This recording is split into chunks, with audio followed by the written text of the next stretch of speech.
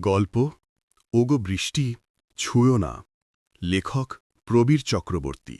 দেখা এক বৃষ্টি ভেজা দিনে। সেই দিনটা ছিল এক অদ্ভুত রকম সুন্দর।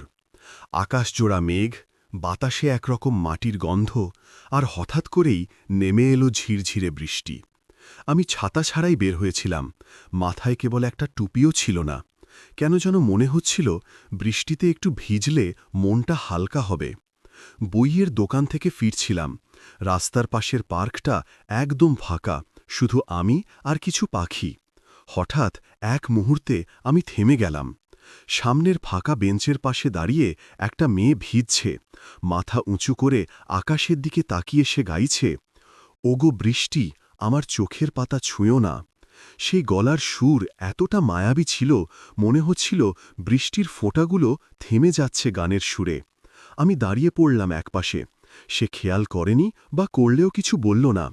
তার চোখে ছিল অনন্ত কল্পনা, ঠোঁটে গানের সুর, আর চেহারায় যেন স্বর্গ থেকে নেমে আসা কোনো এক আপসরা।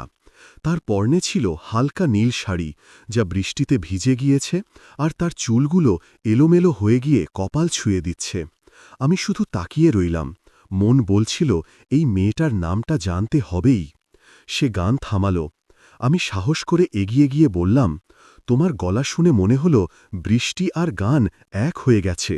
সে হেসে বলল, সবাই তো বৃষ্টিতে কাঁদে, আমি শুধু গান গাই। তোমার নাম? আমি জিজ্ঞেস করলাম। সে বলল, বর্ণলতা।